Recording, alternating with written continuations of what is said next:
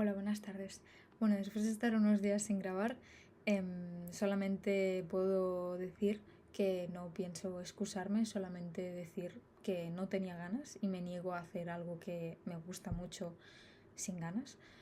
Así que simplemente no lo he hecho y lo siento, pero bueno, volvemos con este vídeo que la verdad es que tengo muchas ganas de hacer. He estado pensando mucho en hacerlo, pero no lo he podido hacer por tema de exámenes. Pero bueno, ya se han acabado y aquí estamos entonces. Publiqué un vídeo hace unos 10 días o así preguntándoos cuáles eran los libros que os interesara que habláramos.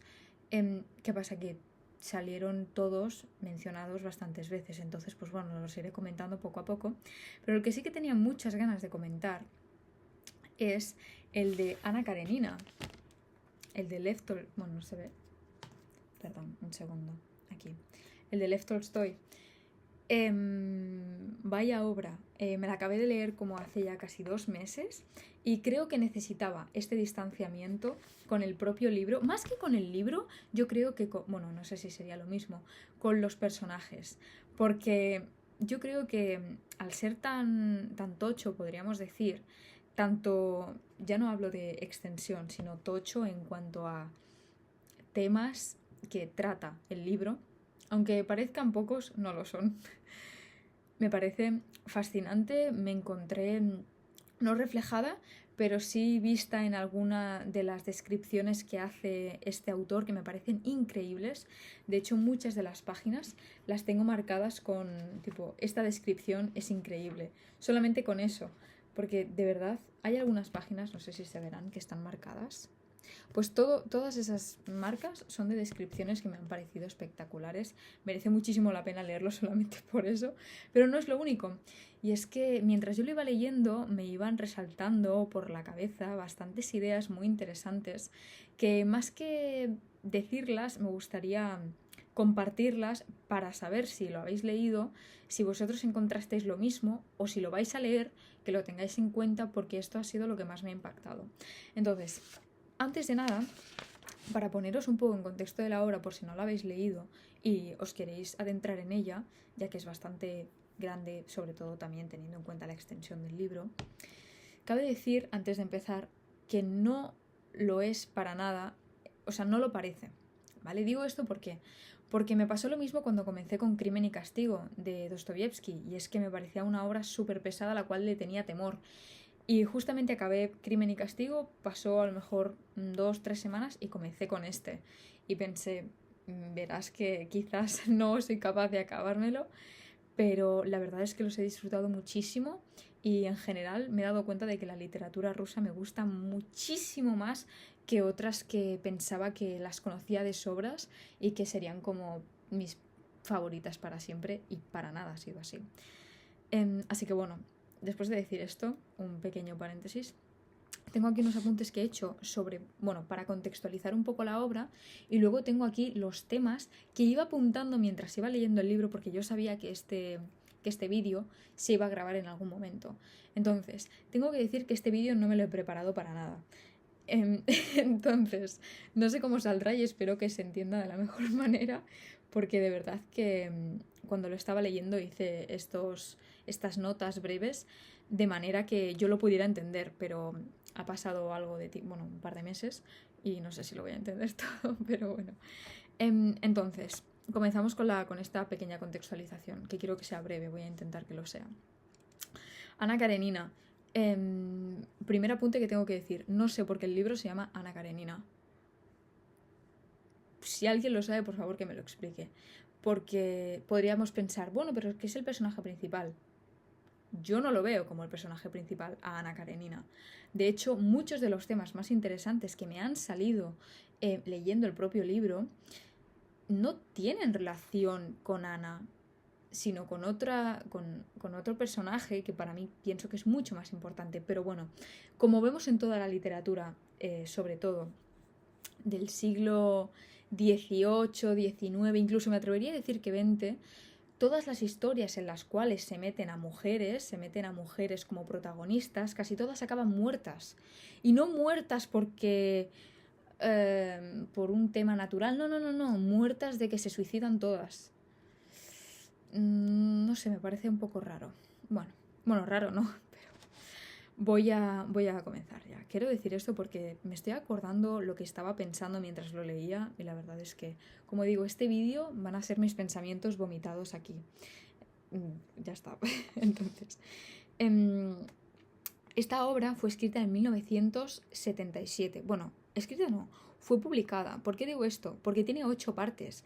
Y es que en realidad le pasó lo mismo que a Crimen y Castigo, porque Crimen y Castigo no se publicó del tirón, sino que se iba publicando capítulo por capítulo en revistas de su tiempo, ¿no? Y justamente, esta novela, Ana Karenina, se publicaba en la revista Mensajero Ruso, menos la última parte que se publicó ya con la obra completa, ¿no? Cuando ya se hizo en formato de libro. Creo que ya lo he comentado, pero tiene 8 partes, ¿vale? Y Ana Karenina está inspirada en la hija mayor de un poeta ruso, que es la hija María Hartuns. Se ve que la conoció y pensó que sería el prototipo ideal para que su Ana Karenina fuera como esta mujer. Espero que no lo fuera en todo. Eso espero. Bueno, y cabe decir también que esta obra, así como por ejemplo podemos ver en algunas épocas de la literatura como algunos escritores se criticaban muchísimo entre sí, vemos como este no es el caso, ya que justamente con esta obra Nabokov, Vladimir Nabokov y Fyodor Dostoyevsky la denominaron como una obra maestra. Y esto me parece muy interesante, sobre todo pues porque en esta edición en la que yo tengo, que es la de Penguin, me parece que, bueno, es la que había en la librería, pero me parece también súper bonita. Detrás pone, es como pues una opinión de Nabokov. No sé cómo se llaman estas incisiones que hay aquí de otros autores. Dice, Tolstoy es el mayor escritor ruso de narrativa en prosa. Y es que, de verdad, leeré algunos fragmentos que hay sobre algunas descripciones y sobre todo la psicología de los personajes, ahora cuando os lo comente. Es que es increíble. Así como, por ejemplo, me parece que Dostoyevsky tiene una manera mucho más fría de hacerlo, vemos como Tolstoy lo hace de una manera, ¿cómo lo diría? Como mete detalles por donde piensas que no hay nada. Y eso es muy importante. Que, por cierto, eso me recuerda a lo que hace Juan Mercé, que es un autor español. Pero me recuerda a él, no sé por qué. Bueno, voy a seguir. Entonces, algo muy importante también antes de comentar la propia obra es el contexto histórico, y esto sí que lo voy a tener que leer, porque esto se ve durante toda la obra, sobre todo con 2 personajes principales, podríamos decir. Lo primero que cabe mencionar es que esta obra se mueve dentro del contexto histórico de esas transformaciones liberales que estaba llevando a cabo el emperador Alejandro II de Rusia. Y sobre todo también es muy importante dentro de esas reformas liberales que él estaba haciendo, sobre todo la reforma emancipadora de 1861, así también como la evolución del tranvía, pues de esa pues que se estaba conociendo mucho más mundo y que lo que permitía que muchas más personas pudieran tener conocimiento y querer mejorar. Es que no sé cómo decirlo, es así.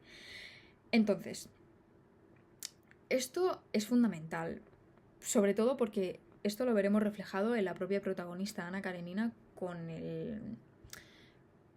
Bueno, no quiero decir nada, pero con el que será su amante, ¿vale? Y después, otro punto a resaltar es el voluntariado de alguno de los personajes que hacen para ayudar a Serbia en el conflicto militar que tenían con el Imperio Otomano en 1876. Que eso, sobre todo, a partir de la mitad del libro, y esto sí que es algo que no me...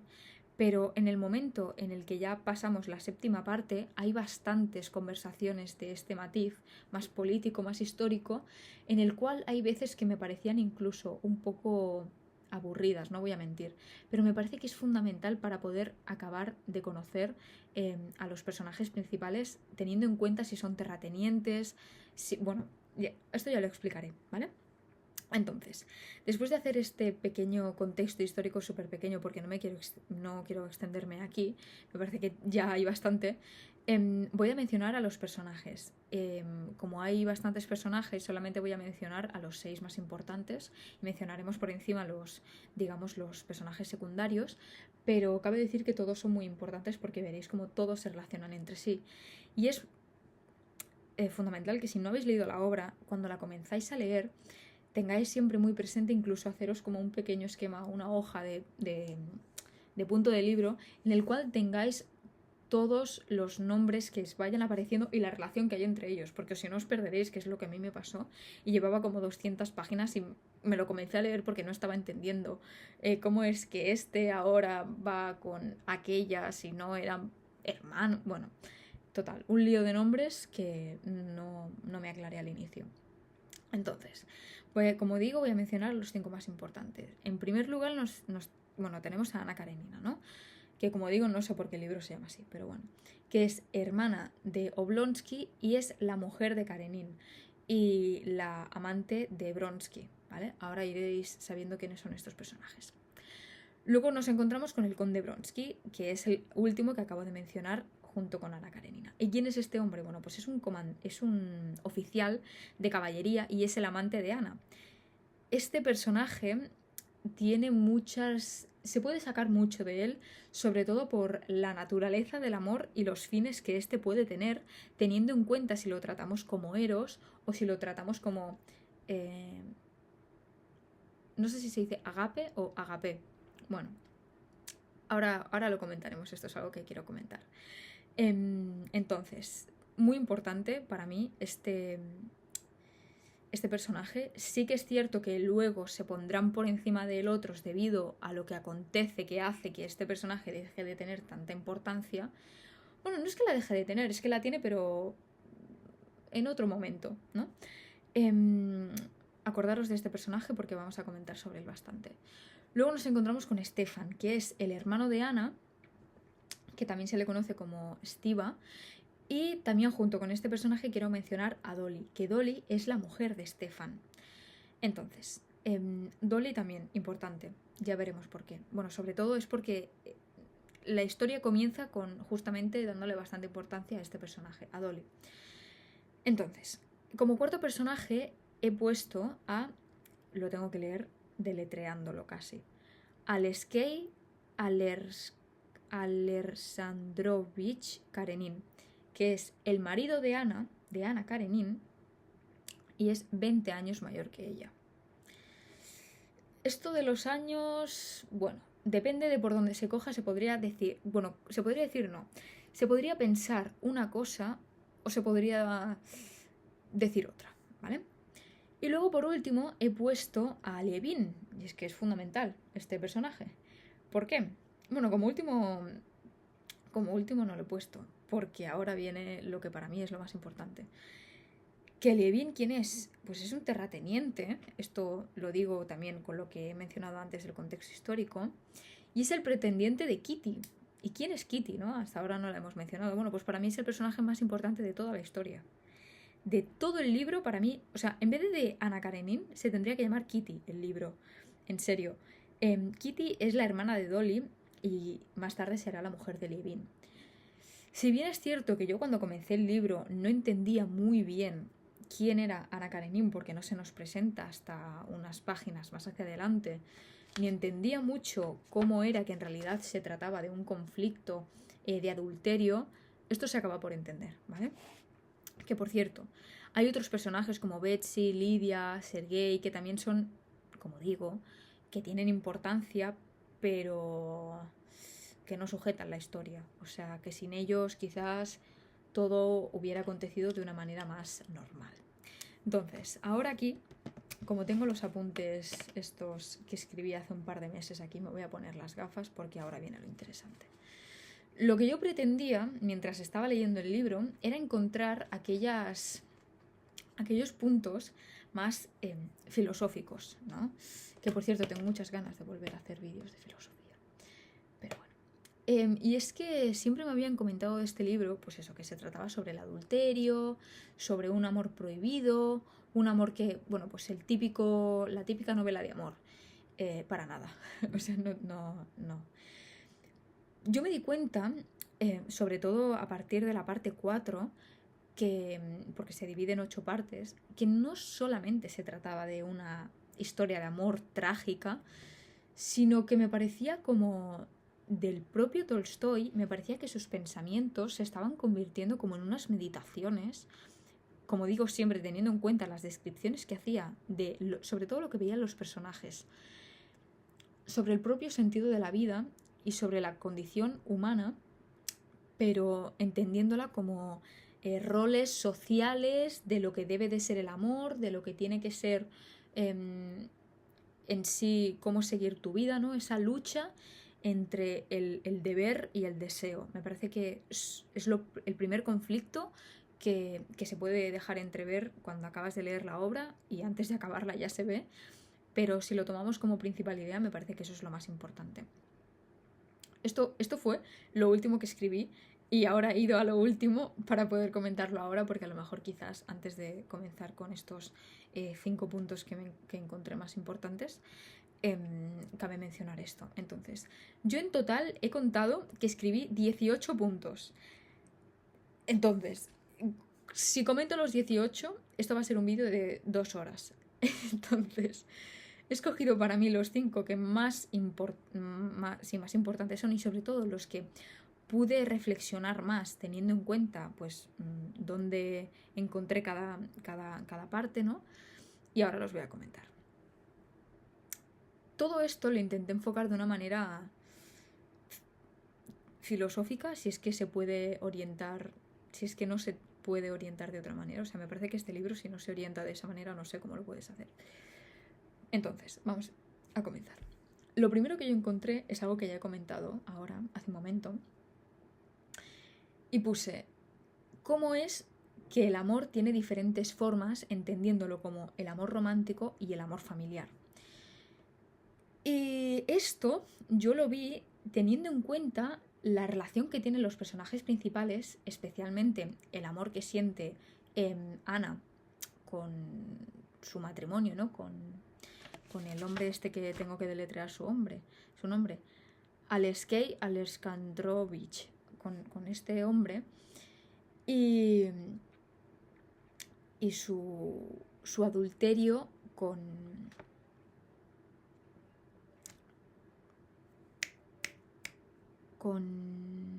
Bronsky, que no me salía el nombre. Es que a Bronsky y a Lievin los confundo siempre. No sé por qué. Bueno, a ver, sí que entiendo por qué. Porque bueno, me callo porque no os quiero fastidiar el libro. Pero claro, yo aquí lo que puse, y creo entender que fue porque lo puse por esto, y es que al final Ana vemos como ella evoluciona a través de la historia. Es un personaje que no tiene nada de lineal, ¿vale? Nada. La conocemos como en un primer momento alguien súper, digamos, súper recta, o más que súper recta, que es que aparentemente puede serlo, o que incluso se muestra en la sociedad, porque debe de ser así, sobre todo teniendo en cuenta quién es su marido, que, bueno, pues tiene un puesto, digamos, de abogado muy importante.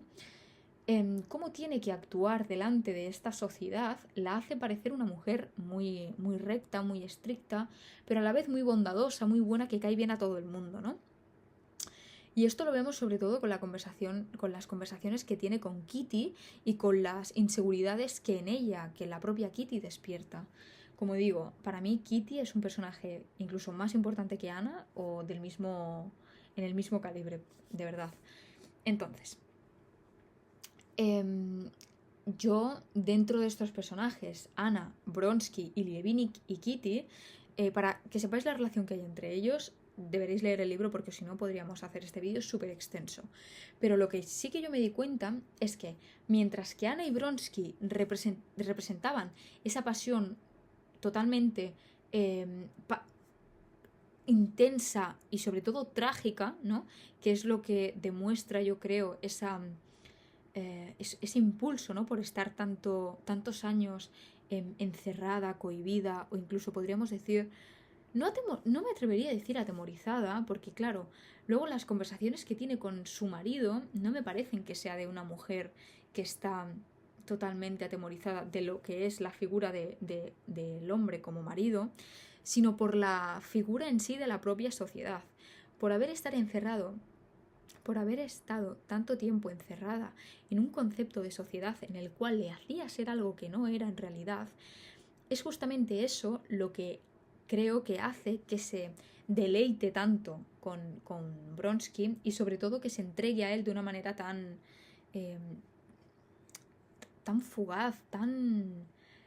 no sé si precipitada, pero sí, me atrevería a decirlo, sí.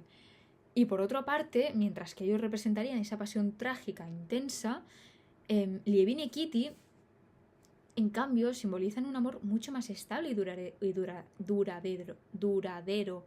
Porque si bien es cierto que Lievin también fue pretendiente de Anna, vemos como esto... no recuerdo bien si se pasaba del todo rápido. Lo que sí que recuerdo son las conversaciones que tenía Kitty con Dolly, con su hermana, a la hora de expresar ese... ¿Cómo decirlo? Ese... no me sale la palabra en castellano. Ese neguit, esa... no sé, ese nerviosismo, ¿no?, que tenía justamente por no aceptar a Kitty, ¿no? O sea, perdón, por no aceptar a Lievin, porque Lievin primero había ido a buscar la mano de Anna y no se sentía del todo bien. Bueno, yo creo que aquí esto se va a poder ver más, sobre todo cuando hablemos de esas libertades. ¿Libertades? No, libertades no existe, Carla. De esas... de esa libertad personal de cada personaje. Entonces, Lievin y Kitty para mí simbolizarían ese amor más estable y duradero, que si bien es cierto que no se presenta de manera tan inmediata y nos hacen muchísimas descripciones y muchísimas páginas de conversaciones que podrían incluso no aparecer, no se entendería también, pero podrían no aparecer para poder llegar a entender cómo realmente sienten el amor, es sin duda lo que podría representar el amor que sienten, por ejemplo, en Crimen y Castigo. Ostras, no recuerdo cómo se llaman los dos personajes principales, pero que al final ellos dos acaban juntos. Sí que es cierto que él está en la cárcel, pero ella la espera fuera. Pues yo creo que justamente ese amor que es mucho más progresivo, pero que en el tiempo es más duradero, me parece que es lo que pasa también, lo que acontece con estos personajes. Entonces, lo que yo aquí distinguí fue el concepto que yo relacioné entre el amor romántico y pasional, que sería el Eros, relacionándolo con Anna y Bronsky, y el amor, como he dicho antes, no sé si se dice agape o agape, bueno, que es ese amor mucho más desinteresado, mucho más compasivo, ¿no? Y sobre todo, cómo estas dos relaciones afectan en la vida de ambos personajes, porque no se nos presenta de una manera directa, es decir, pasan muchas cosas y sobre todo acciones de gran relevancia hasta que estos dos sucesos acontecen de manera que puedas decir, vale, estos dos personajes ahora mismo están juntos, pero ¿por qué lo están? Y dentro de ese estar, dentro de esa relación, todos los personajes que han tenido que digamos que interferir para que eso suceda, que esto pasa pues en todas las novelas, ¿no? Pero me parece que cómo lo hace Tolstoy es que es increíble.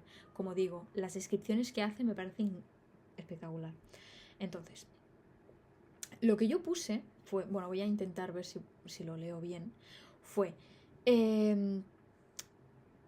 para mí la reflexión más importante es esa obsesión que el amor pasional hace que nos lleve incluso hacia la propia destrucción, mientras que el amor, como digo, basado en el compromiso, en la bondad y en la comprensión, puede ofrecer paz y sentido a la vida. Que este sentido, si bien es cierto, yo encontré que al final de las últimas páginas lo encontré un poco más diluido, o más que diluido me lo encontré... No me lo encontré. Yo creo que ese sería el punto, ¿no? Que incluso el amor más desinteresado y más compasivo vi como podía ser... es decir, lo que yo encontré aquí fue que para que el amor funcione se tiene que dar a la vez ese amor pasional, ese eros y ese agape, pero de una manera en la cual los dos funcionen de la misma manera. De hecho, hay no sé si lo conocéis, se llama Triángulo del Amor de Steinberg, que dice que el amor es un triángulo y que tiene 3 puntas: pasión, intimidad y compromiso. Si una de estas 3 puntas falla dentro de una relación como lo que entendemos estable, duradera, una relación pues fija, podríamos decir, tienen que coexistir, tienen que intervenir estas 3 patas, digamos. Si una de las 3 falla, no será un amor, digamos, de relación propiamente duradera, estable. Algo tiene que fallar. Y es aquí, como yo me lo encontré, que si bien es cierto que el amor pasional, un puro amor pasional, nos lleva a ese... no sé, a ese trágico final, un amor que solamente sea desinteresado y compasivo podría funcionar también, y vemos cómo funciona, pero de una manera en la cual el propio personaje creo que pierde el sentido de vivir. No sé si me explico. Es decir, que se necesitan las dos, es lo que yo encontré. Luego, otra cosa que yo encontré, y aquí quiero mencionar a Sartre y a Kierkegaard, sobre todo por el existencialismo que estos dos autores nos proponen, teniendo en cuenta que Kierkegaard es el padre del existencialismo y Sartre, digamos, que es el precursor para que toda la sociedad del siglo XX y del siglo XXI lo pueda conocer más a mano. Encontré algo muy interesante, y es la libertad individual frente a las propias restricciones sociales. Entonces, lo que yo puse fue... Aquí me centré sobre todo en el personaje de Anna y Bronsky. Entonces, Anna, bien es cierto que desafía esas normas sociales de su época porque abandona a su marido y también a su hijo, pero ella, cuando abandona a su hijo, el único problema y el único, digamos, pensamiento que tiene constante que la hace no poder disfrutar de su amor, y por la cual yo creo que hace que su relación con Bronsky deje de ser una relación propiamente dicha, es justamente lo que le pasa con su hijo, y es que no puede pensar, bueno, no es que no pueda pensar, porque sí que lo piensa, pero no puede permitir perder a su hijo, y sobre todo, que es algo muy importante, que su hijo tenga una mala concepción de ella, que es algo que las últimas páginas no, pero cuando ya se hace un poco más mayor, el niño, que se llama, lo tengo aquí apuntado, Sergei, creo que es, sí, Sergei, vemos como tiene conversaciones, creo, no sé si recuerdo mal, si es con Dolly, que habla sobre su madre, diciéndole en un primer momento, siendo más pequeño, sí, yo a mamá nunca la voy a olvidar, aunque haga lo que haga. Y luego vemos como esta opinión cambia completamente, que yo creo que es justamente por lo que Ana también acaba haciendo pues la locura que la lleva pues a su perdición, a perder la vida. Pero bueno, abandonando a su marido y abandonando a su hijo para vivir esa relación adúltera con Bronsky, que si bien es cierto que intentarán que deje de ser adúltera, no lo conseguirán, porque su marido en un primer momento se negará completamente, y luego vemos cómo se va abriendo un poco más, sobre todo porque intenta dejar al lado el ego. Vemos como el propio marido comienza una parte muy emocional que hasta entonces no la habíamos visto. Al final, por las cosas que acaban sucediendo, sobre todo por la madre de su marido, no acaba pasando nada, no acaba aconteciendo lo que ella quiere que pase. Entonces, yo creo que en este punto que acabo de mencionar se ve perfectamente ese conflicto que hay entre la moralidad de la sociedad rusa del siglo XIX, sobre todo por esa, como digo, esa libertad individual y las expectativas sociales. Y es por eso por lo que me recordó a Sartre y a Kierkegaard cuando hablan sobre la libertad positiva y la libertad negativa. Pero bueno, eso sería otro punto para comentar, porque veo que llevo casi media hora y madre mía. Bueno, luego, aquí hay algo que yo me preguntaba, y es si Ana realmente es libre por tomar esas decisiones, o si está justamente, o sea, deja de ser libre por tomar esas decisiones. Es decir, si por su propia libertad se ha cohibido a sí misma, ¿no? Es decir, ¿en qué medida sus elecciones definen, o sea, la definen a ella y cómo hace que su libertad se vea mancada por lo que está viviendo, ¿no? Y sobre todo cómo esto último la lleva al propio aislamiento, que yo creo que es lo que hace que perdemos esa imagen de Ana Karenina tan calmada, tan serena, tan confiada, incluso me atrevería a decir tan...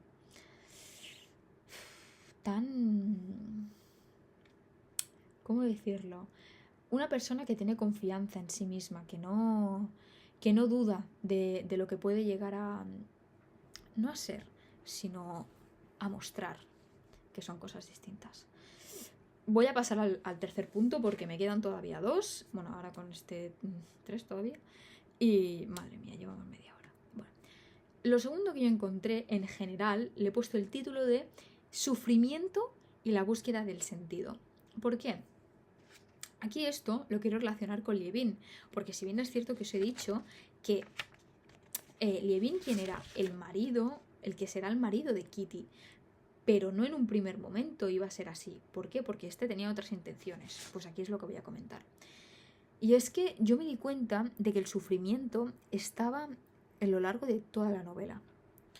Sobre todo, no en el único momento trágico de Ana, es decir, su suicidio, sino también en la lucha interior que tiene Lievin. Personaje muy importante. Porque creo que es el personaje que más intenta, incluso cuando se acaba el libro, creo que lo sigue intentando, darle un sentido a la vida, ¿no?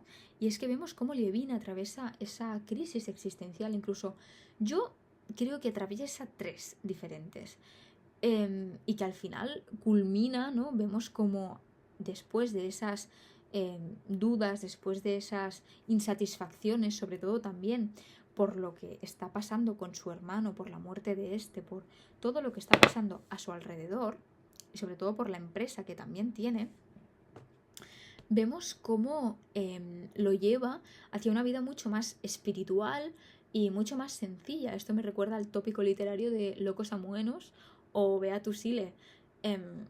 Es literalmente esto, porque al final cuando nos habla sobre el campo, a ver si encuentro alguna página así rápido, a ver si...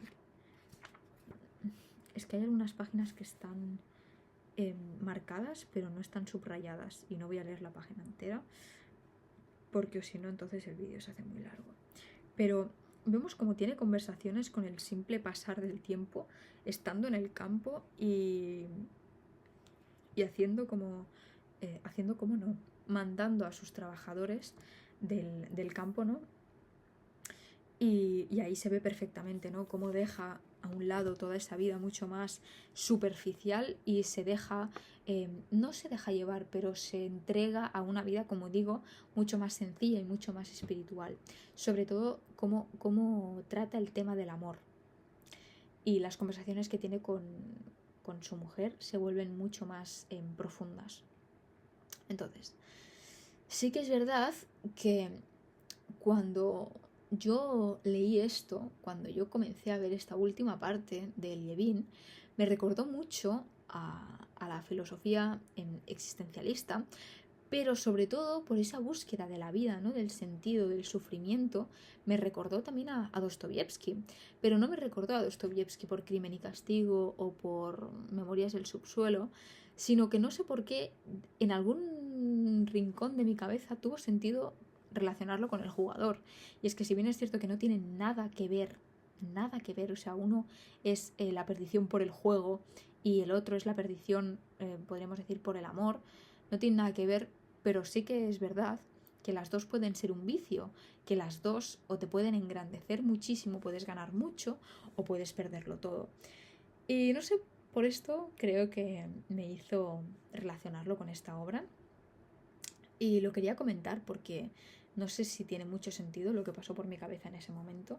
No sé qué os parece a vosotros. Pero dentro de lo que comento de Dostoyevsky, nihilismo. Ya está, nihilismo. Porque al final Tolstoy nos está planteando un montón de preguntas sobre el sentido de la vida que nos conducen al nihilismo. Y con esto quiero decir que Lievin, al final de todo, encuentra ese sentido a través de su reflexión con la propia tierra. Y yo creo que eso Tolstoy lo hace porque tiene un objetivo muy claro, que es encontrar en la vida espiritual una fuente de significado más grande que cualquier otro propósito que se necesite a una segunda persona para poder encontrarlo. Esto me pareció curioso. Curioso porque, como digo, el libro se llama Ana Karenina y el final de Ana Karenina no es para nada agradable. Pero, claro, si tomo en cuenta el final del libro, esto sí que tiene sentido. Más que tiene sentido, toma un significado diferente. Para que vosotros lo entendáis, lo tendréis que leer. Si ya lo habéis leído, no sé si entenderéis lo mismo, pero yo lo veo así. Y algo que también relacionándolo sobre todo con el primer punto que hemos comentado, ¿no? Sobre esas normas sociales, quiero entrelazar este cuarto punto. Y es la moralidad y el juicio social. Pero la moralidad entendiéndola en una, ¿cómo decirlo?, en una conciencia colectiva. Es decir, la moralidad, en este caso, de la sociedad rusa del siglo XIX. ¿Por qué? Porque esto lo escribí al final, cuando ya la acabé. Nos damos cuenta como el primer tema principal es el adulterio, ¿no? Pero hay muchos más, que son muchos más interesantes, que me parece que son 3, que es el deber, el sacrificio y la justicia. Entonces, el deber, ¿por qué? El deber, en primer lugar, por todo lo que no hacen algunos de los personajes, casi todos de ellos, por no aparentar ser o por querer llegar a ser algo que todavía no son o que quieren dejar de ser. Entonces, esto me recuerda a que cuando Ana tiene conversaciones con mujeres de la alta sociedad, y sobre todo pasa con los hombres, cuando tiene conversaciones con los hombres y dicen de ella que es muy agradable, que realmente tiene algo que no se sabe lo que es, pero que atrae inmediatamente a los hombres, esto ella no lo quiere esconder. Pero no es que no lo quiera esconder, es que es parte de Ana. Pero el deber que tiene, que es su marido y su hijo, no la hacen. Bueno, su hija también tendrá una hija, pero no... vemos como cohíben esa manera de ser suya para que se convierta en una simple persona que tiene que aceptar un tipo de rol social. Con el deber también me refiero sobre todo también a Stefan, el hermano de Kitty. Sobre este personaje no lo quiero comentar mucho porque, si soy sincera, no me acuerdo demasiado de él, lo siento. Pero bueno, y luego después el sacrificio, todo lo que tiene que sacrificar por estar con su amante para que al final ese sacrificio literalmente no le haya servido de nada, porque se sienta mucho más perdida que antes, es decir, se sienta mucho menos libre que antes. Ese aislamiento que le hace ese aislamiento que sufre por causa de lo que ha hecho, le hace ser mucho menos libre que cuando antes no lo era tanto. Es decir, la libertad, podríamos decir aquí, que tiene unos tipos de elecciones. Es decir, o eres libre ahora o eres libre en otro momento, pero con un tipo de restricciones que te lo harán ser menos. No sé qué pensáis. Yo lo veo así. Ostras, hacer un comentario de texto sobre esto tiene que ser muy duro, ¿eh? Tienes que... no sé, se me acaba de venir a la cabeza. Bueno, entonces, vemos como dentro de ese deber, sacrificio y esa justicia, que más que nada la justicia yo creo que la intenta buscar su marido, teniendo en cuenta lo que es la justicia en ese momento y teniendo en cuenta también que él es abogado. Pero bueno, y es que los personajes de la alta sociedad juzgan de una manera muy dura a Ana. Pero... por otra parte, a Bronsky no lo juzgan tan duramente, pero a Ana sí, y los dos son los amantes.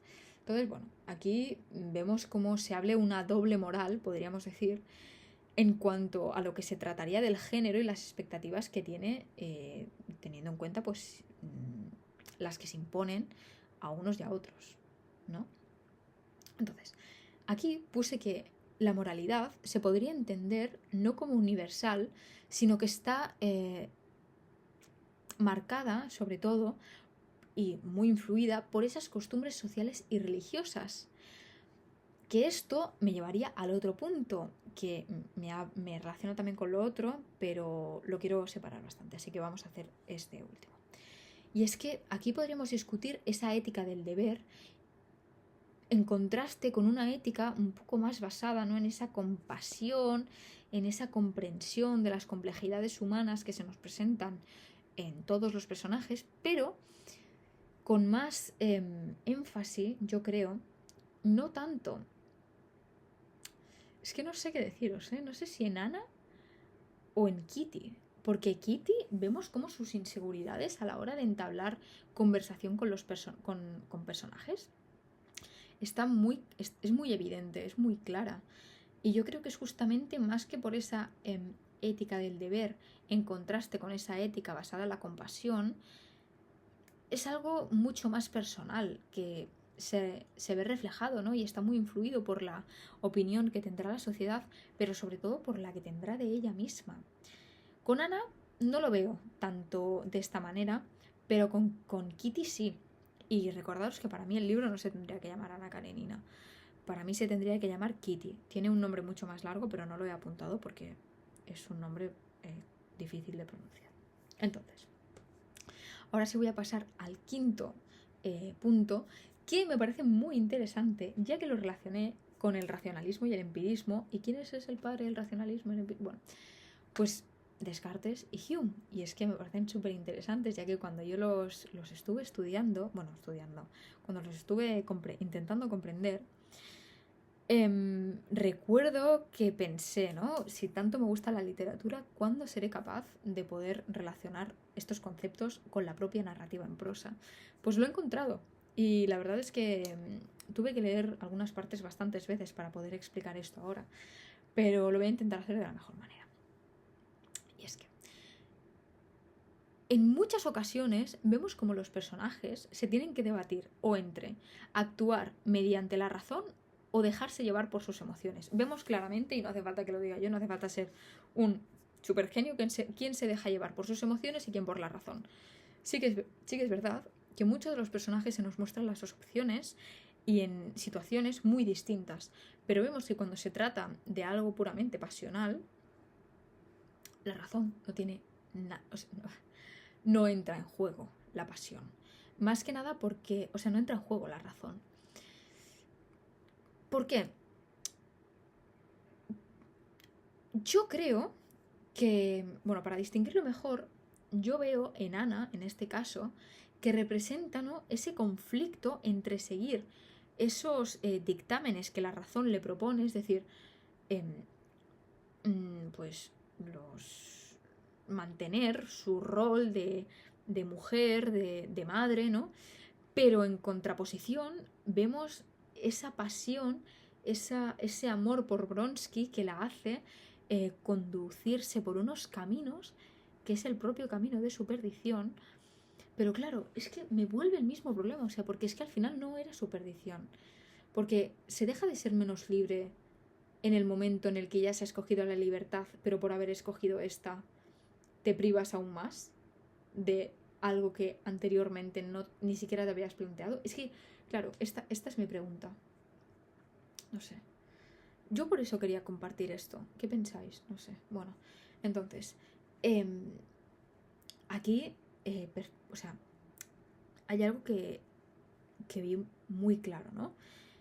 Y no solamente con Ana, sino teniendo en cuenta también otros personajes, como sería en este caso Lievin. En algunos momentos vemos como siempre reacciona de manera que su razón tiene más fuerza que sus pasiones, pero en otras situaciones vemos como es esa pasión. Yo creo que es la pasión conducida por esas ganas o sobre todo por ese intento de comprender el mundo, lo que le hace dejarse llevar un poco por sus emociones. Sobre todo cuando se pone a hablar del amor, de la familia y sobre cómo tiene que actuar enfrente de ella. No sé, bueno. Entonces, yo lo que vi es que aquí Tolstoy nos intenta mostrar, digamos, cómo una vida basada en la pura pasión, es decir, basada en las emociones, nos pueden llegar a incluso a destruir, ¿no? Que es justamente lo que pasa. Pero que también existe un peligro evidente en llevar una vida puramente racionalista, y es lo que hemos comentado antes sobre el amor pasional y el amor compasivo, ¿no? Que aquí hay que tener cuidado porque no solamente se puede tener o uno o del otro, y es que al final, si se tiene una existencia puramente racional y se carece de pasión y compasión, no es que no lleguemos al mismo punto, es que la libertad está cohibida o está mancada por otras partes que, si bien es cierto que por la otra sería de otra manera, en resumen, la libertad siempre está cohibida. Es que recuerdo cuando acabé el libro y ahora mismo tengo la misma sensación. O sea, tengo la sensación justamente de la misma que tuve cuando acabé el libro. En serio, ¿eh? No sé, me parece súper curioso. Esta novela es que en serio que es increíble, en serio. Quiero leeros algunos fragmentos que tengo por aquí marcados. Sobre todo hay uno que es espectacular, en serio. Esta que puse, aquesta descripció és magnífica. ¿Dónde está? Es que el libro son, creo que aquí.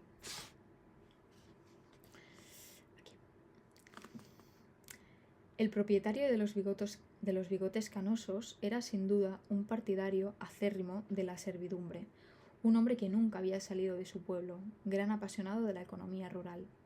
Lievin veía síntomas de ello en su traje, una levita anticuada y algo raída, a la que el propietario no estaba acostumbrado. En sus entornados ojos inteligentes, en su conversación bien hilvanada en idioma ruso, en el tono imperativo adquirido al parecer tras una larga práctica, así como en los gestos resueltos de sus grandes manos, bellas y tostadas por el sol, con la antigua alianza en el dedo anular. Espero que os hayáis hecho la imagen de este hombre mayor, viejo, con el bigote ancho. Espero que os la hayáis hecho. Pues así, en serio. Leería muchísimas cosas, pero me parece que todo tiene mucho más, coge mucha más forma si comprendes realmente el sentido, ¿no? Voy a leer esto porque también me gustó mucho, está marcado. No puedo ser desgracia, pero ni él ni ella deben ser felices. Los celos que lo habían atormentado mientras ignoraba la verdad se disiparon en el momento en que las palabras de su mujer le arrancaron la muela con dolor. Pero aquel sentimiento se sustituyó por otro, el deseo de que Ana no solo no saliera triunfante, sino que recibiera castigo por su delito. No quería reconocerlo, pero en el fondo de su alma deseaba que Ana sufriera por haberle destruido su paz y mancillado su honor. Recapacitó de nuevo acerca de las condiciones del duelo, del divorcio y de la separación, y, rechazándolos otra vez, Alexei Alexandrovich se persuadió de que solo quedaba una salida: retener a Ana a su lado, ocultar lo sucedido a la sociedad y poner en práctica todos los medios para cortar aquella relación y, sobre todo, cosa que no se reconocía ni a sí mismo, castigarla. ¿Por qué has leído esto? Me ha parecido que tenía que leerlo en este momento. 50 minutos de vídeo. Espero que como mínimo os haya convencido a que lo leáis, porque de verdad que merece muchísimo la pena. Y como he dicho al principio, parece que quizás se va a hacer pesado. Hombre, a ver, es como un ladrillo, literalmente. Pero a la hora de leerlo no es para nada pesado, sobre todo porque los capítulos, que no las partes, los capítulos son muy breves. Como mucho, el más largo tiene 4 páginas. Entonces dices, voy a leer 3 capítulos y a lo mejor te has leído 12 o 14 páginas. Y si te has leído 14 páginas por la mañana y te lees 14 por la tarde y 10 cuando puedes o un capítulo cuando tal, vas haciendo y vas por la sexta parte y ahí ya estás sumergido en la historia y ya no quieres dejar de leerlo. Así que muchísimas gracias por vuestro tiempo otra vez. Y ya está. Espero que os... ¿Justamente ahora me llaman? ¿En serio? Bueno, perdón. Espero que os haya convencido para leerlo y que os haya gustado estas reflexiones. Muchas gracias. Adiós. Gracias por vuestro tiempo.